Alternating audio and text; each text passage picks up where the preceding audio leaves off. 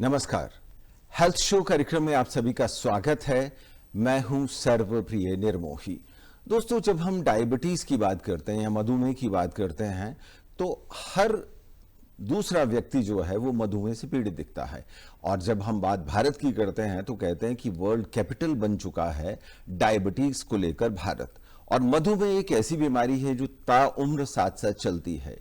Diabetes day जो है, world diabetes day, उस पर हमने चाहा कि आपको मधुमेह के बारे में जानकारी दें। और ये जानकारी इसलिए जरूरी है कि हम जानें कि मधुमेह क्यों कर होता है और किस तरह से हम अपना बचाव इससे कर सकते हैं, लाइफ लॉन्ग जो हमारे साथ से ये चलता है। और अगर हम थीम की बात करें तो डायबिटीज अक्रॉस लाइफ स्टेजेस जो है इस बार का थीम है। और हमारे बीच में चर्चा करने के लिए कि मधुमेह क्या है और इसका इलाज किस तरह से, अपने साथ साथ किस तरह से लेकर चलें, अपने आप को स्वस्थ रखें। और साथ ही साथ ये भी बात है कि अगर आप अपने आप को स्वस्थ नहीं रखते हैं तो किस तरह की कॉम्प्लिकेशन जो है वो डायबिटीज जो है मधुमेह साथ लेकर चलता है। इस सब पर चर्चा के लिए हमारे स्टूडियोज में मौजूद हैं doctor Sanjay Badada, professor department of endocrinology, PGI Chandigarh. Doctor साहब, कार्यक्रम में आपका स्वागत है। और दोस्तों, आपको बता दें कि अगर हम एंडोक्रिनोलॉजी की बात करें, मधुमेह की बात करें, तो मधुमेह की बात करते हुए हम वर्ल्ड डायबिटीज डे की बात कर रहे हैं। तो आपको एक बार फिर से हम आपको थीम बता दें कि डायबिटीज अक्रॉस लाइफ स्टेजेस जो है इस बार का थीम है। यानी कि डायबिटीज जो है वो हर एक स्टेज में हमारे साथ साथ चलती है और क्यों कर चलती है और किस तरह से हमें इसके साथ साथ जीने का समग्र जो है इसका इलाज या तरीका क्या है, इस सब पर चर्चा के लिए आज हमारे बीच में डॉक्टर संजय बडाडा हैं जो कि मधुमेह रोग विशेषज्ञ हैं। पूरे विश्व में इनका नाम है। आज हमारे साथ हैं तो आज हम इनसे जानेंगे। डॉक्टर साहब, सबसे बड़ी बात यह है कि जब हम डायबिटीज की बात करते हैं तो डायबिटीज को लेकर हर व्यक्ति यही सोचता है कि डायबिटीज है तो साथ साथ चलती है, लेकिन ये नहीं सोचता कि मुझे इसके साथ जीने का तरीका भी आना चाहिए। तो उस पर चर्चा तो करेंगे, लेकिन सबसे पहले हम वर्ल्ड डायबिटीज डे की बात करें तो ये क्यों कर मनाया जाता है? बेसिकली वर्ल्ड डायबिटीज़ डे इसलिए मनाया जाता है कि मेन रीज़न तो है कि आज की तारीख में डायबिटीज़ एक ऐसा डिजीज़ है जिसकी वजह से बहुत सारी मोर्टलिटीज़ होती है। मतलब डेथ का आज मैं कह सकता हूँ कि सबसे कॉमन कारण है। जैसे सपोज़ 100 लोगों को मायोकार्डियल इन्फेक्शन हुआ है, हार्ट अटैक आया, तो उसमें से 50% लोगों को डायबिटीज़ होगा। जैसे क्रोनिक किडनी डिजीज़ जिसको हम रीनल फेलियर बोलते हैं, उसमें भी आज की तारीख में डायबिटीज सबसे कॉमन कारण है जी। फिर बात आता है कि जैसे एम्पुटेशन होता है तो नॉन ट्रॉमेटिक एम्पुटेशन, मतलब अदर देन एक्सीडेंट जो भी एम्पुटेशन होता है 70 से 75% लोगों के अंदर कारण डायबिटीज होता है जी। तो कहने का मतलब है कि डायबिटीज की वजह से और इसके कॉम्प्लिकेशंस की वजह से डेथ बहुत हो रही है जी। तो आम आदमी को इसकी अगर अवेयरनेस करें तो उससे होने वाले कॉम्प्लिकेशन से हम बच सकते हैं या उनका चांस होने का कम कर सकते हैं। तो इसी चीज़ को ध्यान रखते हुए वर्ल्ड हेल्थ ऑर्गेनाइजेशन और आईडीएफ ने इन्होंने मिलकर एक थीम बनाया कि हम डायबिटीज़ के बारे में कैसे अवेयरनेस करते हैं। तो ये 14 नवंबर को लिया है और मोस्ट लाइकली इसका पॉसिबिलिटी के जो इंसुलिन का जो डिस्कवरी किया उन साइंटिस्ट ने, उनमें से एक का बर्थडे 14 नवंबर पड़ता, तो उनको भी याद किया जा सके और लोगों के अंदर इसकी डायबिटीज़ की अवेयरनेस बढ़ाई जा सके और उससे होने वाले प्रॉब्लम्स और कॉम्प्लिकेशन से बचने के लिए आज ये 14 नवंबर जो है वर्ल्ड डायबिटीज डे सेलिब्रेट करते हैं जी। दोस्तों, हम वर्ल्ड डायबिटीज डे मना रहे हैं और इसमें सबसे बड़ी बात है कि डायबिटीज अक्रॉस लाइफ स्टेजेस इस पर चर्चा कर रहे हैं और ये है कि किस तरह की स्टेजेस साथ साथ चलती हैं। डॉक्टर साहब ने बताया कि कॉम्प्लिकेशंस बहुत होती हैं और कॉम्प्लिकेशंस को ध्यान में रखना बहुत ज़रूरी है। हम अगर मधुमेह की बात करते हैं तो साथ में दिल की बात होती है, मधुमेह की बात होती है तो किडनी की बात होती है, और मधुमेह की बात होती है तो साथ में एम्पुटेशन की बात होती है। कई बार आपने देखा हो कि डायबिटीज़ इतनी बढ़ जाती है कि टांग तक काटनी पड़ती है, या डायबिटिक फुट तो डॉक्टर साहब आम देखा ही है, लेकिन हम हैं कि ध्यान नहीं देते हैं। और जब हम डायबिटीज की बात करते हैं, मधुमेह की बात करते हैं, तो अगर हम अपने भारत की बात करें, भारत कैपिटल बना ये तो हम जानते हैं, लेकिन अभी भी प्रेवलेंस कितनी है, बढ़ रही है और आने वाले दिनों में क्या हो सकता है? या बिल्कुल ये प्रेवलेंस बढ़ रहा है और अभी मैं आपको जस्ट रिसेंटली हमने एक कैंप्स लगाए हैं बॉर्डर डिस्ट्रिक्ट ऑफ पंजाब, जी। उसमें 6 जिलों के अंदर हमने कैंप किया और 5,000 लोगों को देखा। जी। तो उसमें से आप देखिए कि 30% लोगों को डायबिटीज़ था लगभग, और 40% लोगों को हाइपरटेंशन था। जी। तो अगर आप देखेंगे कि पहले का जो स्टडी है उसके हिसाब से 13% लोगों को डायबिटीज़ है चंडीगढ़ और पंजाब एरिया में। जी। लेकिन मैं देख रहा हूँ कि अब और भी ये रेट बढ़ रहा है। जैसे ये कैंप हम ऐसे गए थे और ब्लड ग्लूकोज चेक करा, ब्लड प्रेशर चेक किया, तो करीब करीब 30% लोगों को डायबिटीज़ है। कुछ लोगों को उनका डायबिटीज़ के बारे में पता था, कुछ लोगों को पता नहीं था कि उनको डायबिटीज़ भी है।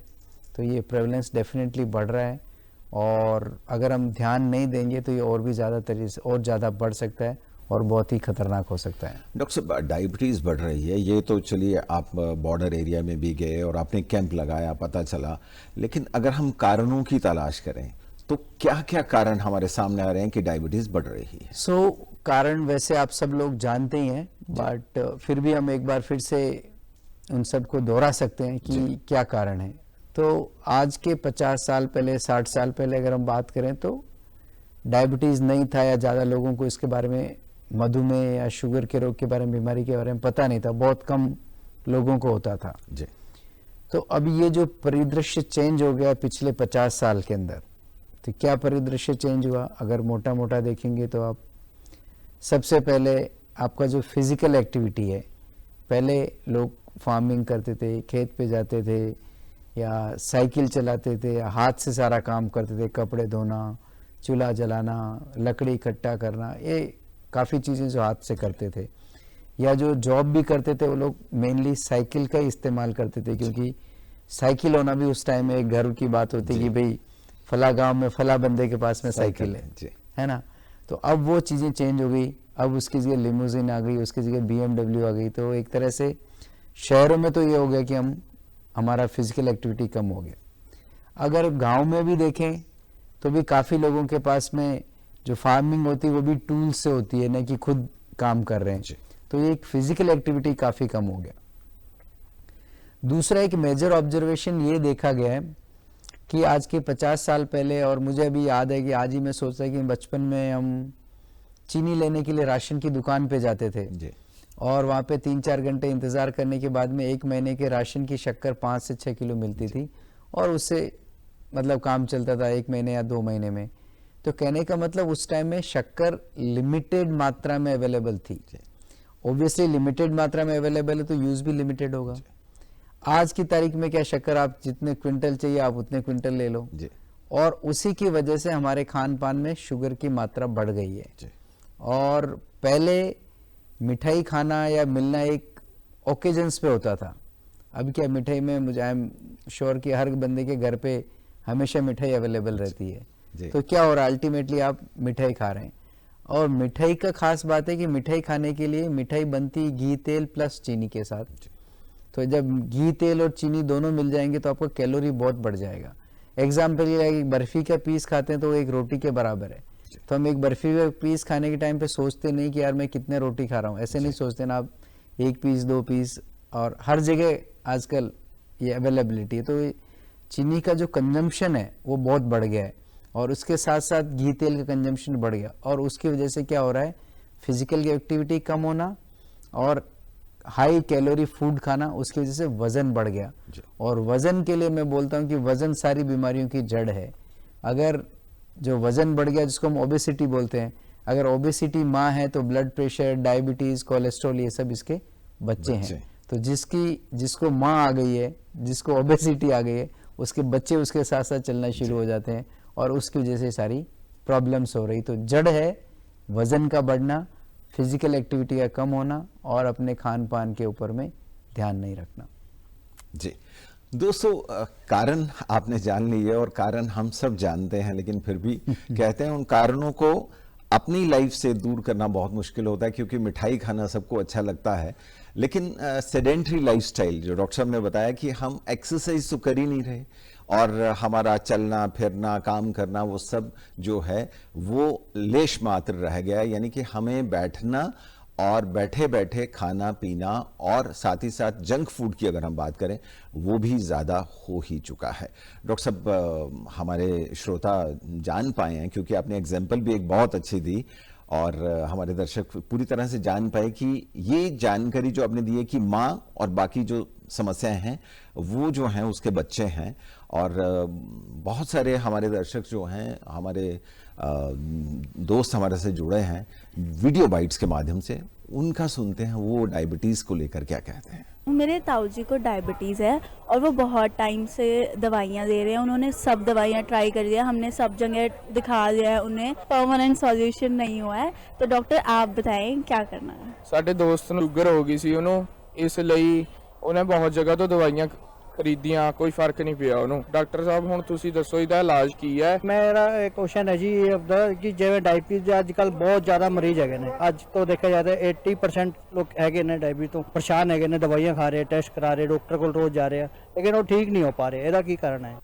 डॉक्टर साहब क्या कहेंगे। तो एक तो सबसे पहले जो सवाल मैडम ने पूछा था कि दवाई खा रहे पर उसका पक्का इलाज नहीं है, तो डायबिटीज़ ट्रीटमेंट है, डायबिटीज़ का क्योर जैसे वर्ड अभी उतना ज़्यादा नहीं है।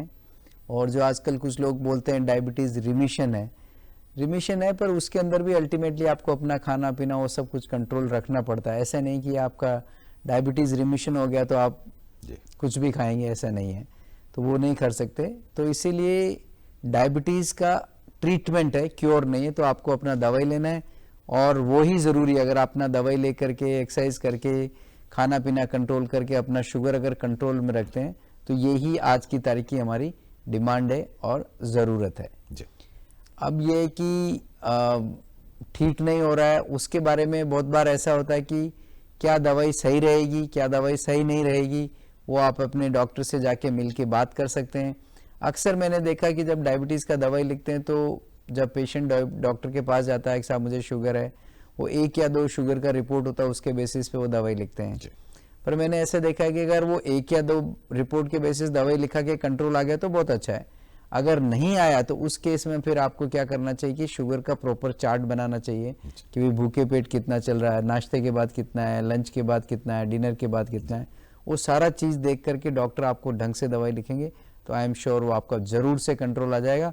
लेकिन उसके साथ में हमारी एक शर्त होती है कि आप अपने खान पीन के अंदर पूरा ध्यान रखेंगे, कंट्रोल रखेंगे और पूरी ईमानदारी के साथ एक्सरसाइज करेंगे जी, तब जाके फ़ायदा होगा। डॉक्टर साहब, एक वीडियो बाइट में जो बात हुई थी वो कह रहे थे कि हमारा दोस्त है और उसने कहीं से दवाई ली और खानी शुरू की, लेकिन शुगर कंट्रोल नहीं हुई। ये कहीं से भी दवा ले लेनी और खानी और शुगर कंट्रोल ना होना, क्या कहेंगे इस पर। मेरे हिसाब से वो ऐसे नहीं करना चाहिए। आपको प्रॉपर जगह पे जाके प्रॉपर टेस्ट के बाद में ट्रीटमेंट लेना चाहिए, क्योंकि बहुत सारे टेस्ट इंडिकेट करते हैं कि आपको क्या तरह का दवाई चाहिए। जैसे सपोज कोई 20-22 साल का पर्सन है, उसको डायबिटीज़ हो गया, और 20-22 साल के पर्सन को डायबिटीज़ टाइप 1 भी हो सकता है और टाइप 2 भी हो सकता है। 2 मेन है, और भी होते हैं, लेकिन अगर आपको टाइप 2 है तो आपका डायबिटीज़ कंट्रोल हो जाएगा दवाई से। लेकिन अगर आपका टाइप 1 है तो आपका दवाई से कंट्रोल नहीं होगा, आपको उसके लिए इंसुलिन लेना पड़ेगा। तो अब कहीं से दवाई नहीं लेना चाहिए, प्रॉपर अपना सारा टेस्ट करना चाहिए, डॉक्टर को मिलना चाहिए, प्रॉपर डायग्नोसिस बनाना चाहिए और उसके बाद दवाई लेना चाहिए। अगर उसके बाद भी कंट्रोल नहीं आता है तो आपको प्रॉपर शुगर का चार्ट बना करके अपने डॉक्टर को मिलना चाहिए। और फिर मैं वापस कहूँगा कि एक्सरसाइज और खाने में कंट्रोल और भी बहुत ज़रूरी है, तभी वो फ़ायदा होगा। जी डॉक्टर साहब, कुछ और दर्शक वीडियो बाइट के साथ जुड़ रहे हैं हमारे। डायबिटीज़ का तो ऐसा है भाई साहब, मैं मतलब मेरे ब्रदर को है 2-3 सालों से उनको चल रही है, मेडिसिन वगैरह चल रही है उनकी, पर मैंने कई जगह देखा, उनको इलाज करवाया है, पर बाकी कोई ज़्यादा सा उनको फ़र्क पड़ता ही नहीं इस चीज़ से। मैं डॉक्टर साहब से पूछना चाहता हूँ अगर इसका कोई परमानेंट इलाज हो तो वो बता दें। एक्चुअली मेरे मदर हाइपरटेंशन नाल सफ़र करते हैं तो उन्होंने लास्ट 4-3 ईयर्स तो हाइपरटेंशन है। समटाइम्स उन्होंने ब्लड प्रेशर 180 तक भी चला जाता है, which is a serious concern for me. Doctor साहब की तुसी की कहना चाहोगे इसके बारे। जी डॉक्टर साहब, तो एक तो ब्लड प्रेशर कंट्रोल नहीं है, तो जो ब्लड प्रेशर कंट्रोल होने के लिए उसकी अलग से दवाई आती है, और ब्लड प्रेशर कंट्रोल करने के लिए नमक का मात्रा कम करना है और एक्सरसाइज करके वज़न कम करना, वो भी आपको ब्लड प्रेशर कंट्रोल करने के अंदर मदद देता, तो वो एक ज़रूर करना चाहिए। जी एक वीडियो बाइट में वो कह रहे थे कि मेरा ब्रदर है दवा ले रहा है लेकिन ठीक नहीं हो रहा, कोई ट्रीटमेंट, परमानेंट ट्रीटमेंट की बात कर रहे हैं? परमानेंट ट्रीटमेंट देखो, अभी डायबिटीज का परमानेंट ट्रीटमेंट पेनक्रियास ट्रांसप्लांट होता है, बट उसका एक इंडिकेशन होता है, हर किसी को नहीं करते हैं। वो जनरली उन्हीं लोगों को करते हैं जिनका किडनी खराब हो गया और ठीक नहीं हो रहा है, वो उन तरह के लोगों के लिए एक पेनक्रियास ट्रांसप्लांट आज की तारीख में वो एक परमानेंट ट्रीटमेंट है। बट बाकी चीज़ों के अंदर तो परमानेंट ट्रीटमेंट यही है कि अपना खाना पीना कंट्रोल, एक्सरसाइज और जो डॉक्टर ने दवाई लिखा है वो बिल्कुल ठीक से लेना है। और भाई है तो मैं ये मान के चल रहा हूँ कि वो 25 साल के आसपास होंगे या 30 साल के आसपास होंगे, तो इस तरह के लोगों को टाइप 2 के अलावा टाइप 1 डायबिटीज़ भी हो सकता है। तो अगर टाइप 1 डायबिटीज़ है तो उसका ट्रीटमेंट टोटली डिफरेंट है, वो दवाई से कंट्रोल नहीं आएगा। तो फिर उसके लिए आपको डॉक्टर से सलाह मशविरा करके ठीक से इलाज लेना चाहिए। डॉक्टर साहब, टाइप 1 टाइप 2 पे बात करेंगे, लेकिन अभी आपने पेंक्रियास ट्रांसप्लांट की बात की, तो यहाँ कितना हमारे भारत में हो रहा है ये? सो भारत के अंदर काफ़ी जगह पे पेनक्रियास ट्रांसप्लांट हो रहा है और आज की तारीख में पीजीआई चंडीगढ़ जो पेनक्रियास ट्रांसप्लांट का एक मेन सेंटर है, और यहाँ पे शुरू में काफ़ी हो रहे थे और बीच में कोविड आने की वजह से कुछ स्पीड कम हो गया था, लेकिन फिर से वापस पड़ रहा है। और अभी फिर से हम एक साल के कम से कम 20-25 के बीच में पेनक्रियास ट्रांसप्लांट करते हैं जी। पेनक्रियास और किडनी को साथ साथ लगाते हैं जी। और जब हम डोनर्स की बात करते हैं तो डोनर्स कहाँ से आते हैं? तो डोनर्स ऐसे आते हैं, मेनली जो डोनर्स होते हैं वो रोड ट्रैफिक एक्सीडेंट के बाद में उनका जो ब्रेन डेथ हो जाता है, वो पेशेंट्स का पेनक्रियास आप जनरली लेते हैं। अब वही एक मेन सोर्स है ये पेनक्रियास लेने का। जी डॉक्टर साहब, टाइप 1 टाइप 2 डायबिटीज़, क्योंकि अभी भी भ्रम है लोगों में, वो कहते हैं कि डायबिटीज़ होती है, बस इतना ही है। तो भ्रम नहीं रखना चाहिए, क्योंकि टाइप 1 डायबिटीज़ और टाइप 2 डायबिटीज़ दोनों डायबिटीज़ है, पर ट्रीटमेंट दोनों का काफ़ी डिफरेंट है। जी। टाइप 1 डायबिटीज़ है, उसके अंदर क्या हो रहा है कि आपके अंदर जो अगर पेनक्रियाज है उसमें इंसुलिन बन ही नहीं रहा है, तो आपके अंदर इंसुलिन है ही नहीं है, तो बाहर से हमें इंसुलिन देना पड़ेगा। और इंसुलिन मुंह से नहीं दे सकते क्योंकि ये पेट में जाके डाइजेस्ट हो जाता है अगर मुंह से देते हैं, तो इसका मतलब आपको इंसुलिन इस तरीके से देना पड़ेगा कि वो आपके पेट में जाने की वजह सीधा चमड़ी में जाए या सीधा ब्लड में जाए। तो उस तरह की चीज़ करने के लिए आपको बेसिकली इंसुलिन लेना पड़ेगा, न कि कोई टैबलेट के रूप में। बट हाँ, अच्छी चीज़ ये कि काफ़ी रिसर्च लोग कर रहे हैं इस पर कि कैसे आप इंसुलिन का टैबलेट बना सकते हैं ताकि उनको इंजेक्शन नहीं लगाना पड़े। और एक अच्छी बात है कि अभी कुछ दिनों में जो रात के टाइम पे जो इंसुलिन लगाते हैं वंस इन ए डे, वो एक इंसुलिन 7 दिन में एक बार लगाने का प्रोग्राम बन रहा है और वो जल्दी से मार्केट में आएगा। तब आपको जो रात को सोने के टाइम पे रोज़ इंजेक्शन लेना पड़ता है वो नहीं लेकर के आप केवल एक दिन में एक रात के टाइम पे एक इंजेक्शन लेंगे बस। जी डॉक्टर साहब, ये तो बहुत अच्छी जानकारी आपने दी है और मुझे लगता है कि जिन लोगों की ये समस्या है तो वो इस समाधान को ढूंढ भी रहे होंगे, कुछ अच्छा हो जाए, और ये अच्छा ही हो रहा है। लेकिन जब हम मापने की बात करते हैं कि मुझे डायबिटीज़ है, तो उसमें 2 चीज़ें आती हैं। एक तो हमने खाने से पहले और खाने के बाद की, तो एक वो HbA1c की बात आती है, जबकि लोग उस तरफ ध्यान नहीं देते हैं। तो थोड़ा बताइए ज़रा विस्तार से कि कहाँ जाके हम अपने आप को डायबिटिक माने? तो बेसिकली HbA1c तो बोलते हैं मोर देन 6.5 हो तो हम बोलते हैं इनको ये डायबिटिक रेंज में चला गया। जी।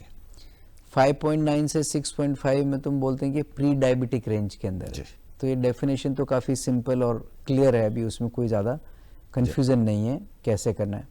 आपने HbA1c का बात किया, तो HbA1c एक तरह से आप ये बोलेंगे कि आपका 3 महीने का एवरेज शुगर के बारे में बताता है। तो अगर आपका 3 महीने का एवरेज शुगर जो कि 6.5 से 7 के बीच में होना चाहिए, अगर वो है तो बहुत अच्छा है, आपका कंट्रोल बहुत अच्छा है।